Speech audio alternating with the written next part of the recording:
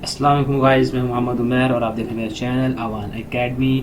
हम शुरू कर रहे हैं मैथ की क्लासेस। सबसे पहले 9th class exercise number 1 math की शुरू कर रहे हैं। इसमें हमने सबसे पहले जो चीज़ फाइंड करनी है वो हमारे पास क्या है, ऑर्डर। ऑर्डर किसका फाइंड करना है, मैट्रिक्स का। सबसे पहले तो हमें ये पता होना चाहिए कि मैट्रिक्स होते क्या है हमारे पास। मैट्रिक्स हमारे पास होते हैं जिसमें रोज़ हों और कॉलम्स हों। अब मैट्रिक्स से पहले हमें क्या पता होना चाहिए, रोज़ क्या होती हैं और कॉलम्स क्या होते हैं। इसलिए मैं आपको यहाँ पे बता रहा हूँ कि रोज़ हमारे पास जो होती हैं, ये रो हमारे पास क्या होती है, ऐसी जो इस तरह से लाइन होगी, ये हमारे पास क्या है, रोज़ आ रही हैं। ये जो लगा रहा हूँ लाइनें, ये हमारे पास जो एक्स एक्सिस में लगती हैं, ये क्या होती है हमारे पास, रोज़। और अब अगर हम कॉलम की बात करें तो हमारे पास कॉलम क्या होते हैं, इनको हम रेज कर देते हैं। कॉलम बताता हूँ कॉलम क्या होता है आपके पास। इसके बाद ये देखें हमारे पास जो कॉलम होता है ना, राइटिंग थोड़ा सा कभी यूज़ नहीं किया इसलिए थोड़ा सा। कॉलम हमारे पास क्या चीज़ होती है, यहाँ पे कॉलम हमारे पास होगा जो वर्टिकल होता है, ऐसे। ये हमारे पास क्या बन गए, कॉलम बन गए। तो ये अब आपको, मुझे उम्मीद करता हूँ कि रोज़ और कॉलम का समझ जाएगा कि रोज़ क्या होंगी ये और कॉलम्स क्या होंगे ये। अगर ये इनको हम ऐसे कर दें एक दूसरे के ऊपर तो ये क्या बन जाएगा, मैट्रिक्स बन जाता है। अब हम देख सकते हैं कि हमारे पास जो सबसे पहले वैल्यू है बड़ी,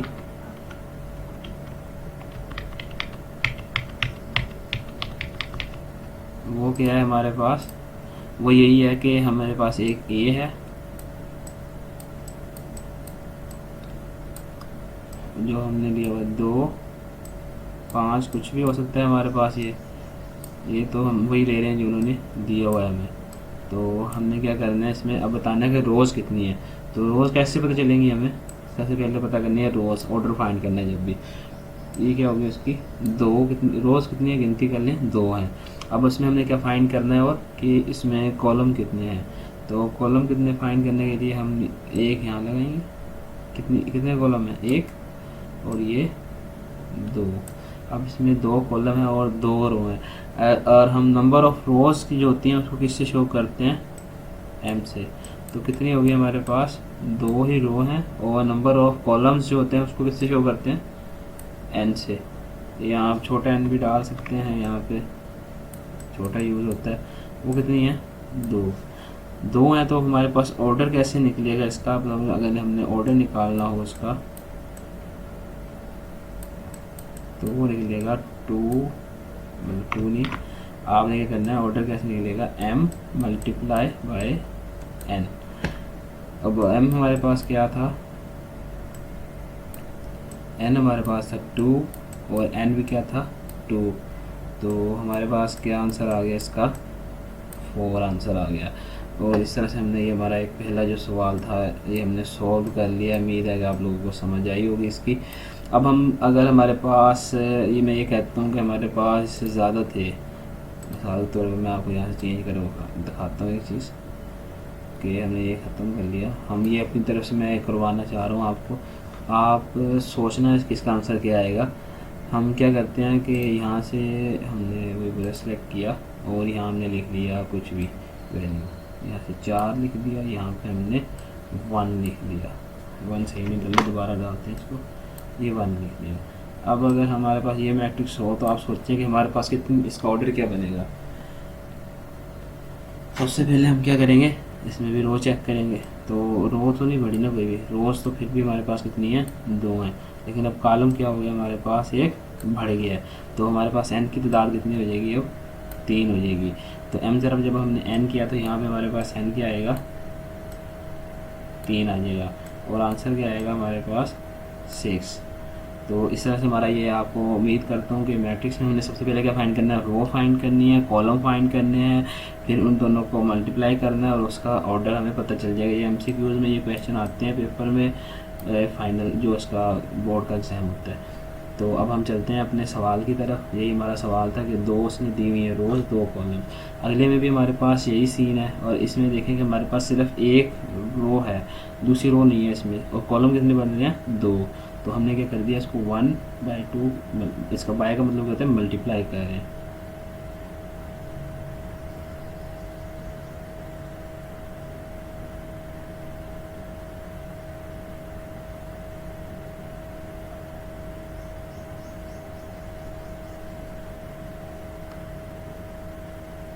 ठीक, अब हम सवालों की अगर हम अपने क्वेश्चन को देखें ना, अगर इनको, तो इनमें क्या है कि हमारे पास ये है ना जो क्वेश्चन, इसमें हमने फाइंड क्या करना था, ऑर्डर फाइंड करना था कि ऑर्डर क्या बन रहा है, किसमें कितनी रोज है और कितने कॉलम है, और हमारा क्वेश्चन यहीं पे ख़त्म हो जाता है, सिर्फ m सिर्फ n तक। ये हमने जो किया था ना ऑर्डर को मल्टीप्लाई करना, ये हम बताते हैं कि इसमें कितने एलिमेंट्स होंगे, मतलब इसमें, लेकिन अगर आप गिनती करें तो 1 2 3 4 5 6 हैं, तो वो हम ये बताते हैं कि इसमें एलिमेंट्स कितने पड़े होंगे। तो अगर हमने सिर्फ ऑर्डर बताना है, हमने फाइंड ऑर्डर करना है, मैंने आपको नेक्स्ट एक क्वेश्चन और करवा दिए, उसमें बता दिए है क्या कि इसमें हमने सिर्फ ऑर्डर बताना है। ऑर्डर कैसे पता चलता है, पहले रो लिखनी है और फिर कॉलम। अगर जैसे हमारे पास ये था 2/3 होगा, जैसे ये 2/2 था, ये 2/2 है, और इसमें क्या 1/2 है तो 1/2 हो जाएगा ये, ठीक है। अब इसमें क्या बनेगा, इसमें हमारे पास 3 रो हैं और एक कॉलम है, तो हम सिंपल इसलिए लिख देंगे 3/1, और ये भी सेम ऐसे ही है, ये आप कर सकते हैं आसानी से। अगर कोई मसला हो तो कमेंट्स करें, मैं बता दूंगा। अब इसमें 3 रो हैं और 3 ही कॉलम हैं। अब हमारे पास आता है दूसरा क्वेश्चन। ये इसका थोड़ा सा मतलब ये है कि आपको सिर्फ ना पहचानना, ये पेपर में कम ही आता है लेकिन फिर भी आता हो आपको। मतलब वो कह रहा है कि ए इक्वल है सी के, ये हमें बताना है कि इक्वल है या नहीं है। अब ये हमारे पास क्या है, ये और सी इक्वल हमारे पास क्या है, ये। तो हमें चेक करना है कि अगर दोनों में रो और कॉलम की तादाद सेम है तो वो क्या होगा, इक्वल मैट्रिक्स होगा, नहीं तो वो इक्वल मैट्रिक्स नहीं होगा। तो ये हम कैसे बता सकते हैं इसको, सोचिए।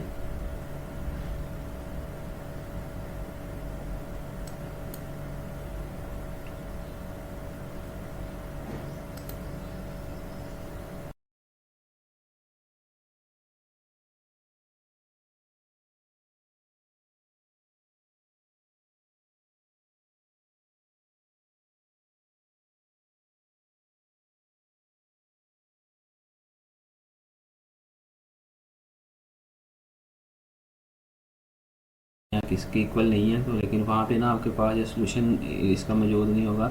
आपके पास ए बी सी डी इस तरह से ना मुख्तलिफ ये कॉलम दिए होंगे और आपने ढूंढना है कि कौन से इक्वल है कौन से नहीं है। अब हमने देखना है कि इसमें रो और कॉलम के साथ इक्वल, जैसे ये 3 है तो अगर 5 - 2 करेंगे यहाँ भी सिर्फ 3 बचता है। आपने ये नहीं देखना कि इसके अंदर जो वैल्यू पड़ी है वो सेम हो, आपने सिर्फ ये देखना है कि इसमें रो और कॉलम की तादाद सेम हो। जैसे ये बी वाला लगा ले, इसमें ये 3 और ये 5 है, ठीक है। अंदर तो ये इसमें 3, ये भी 3, ये 3 + 2 करेंगे ये भी 5 हो जाएगा। नीचे 4 था तो यहाँ पे भी क्या है, यहाँ वो बन गया। अब ये 4062, ये 4062, इस तरह से हमने इक्वल वाले ढूंढने हैं। अब जे में क्या है, एच और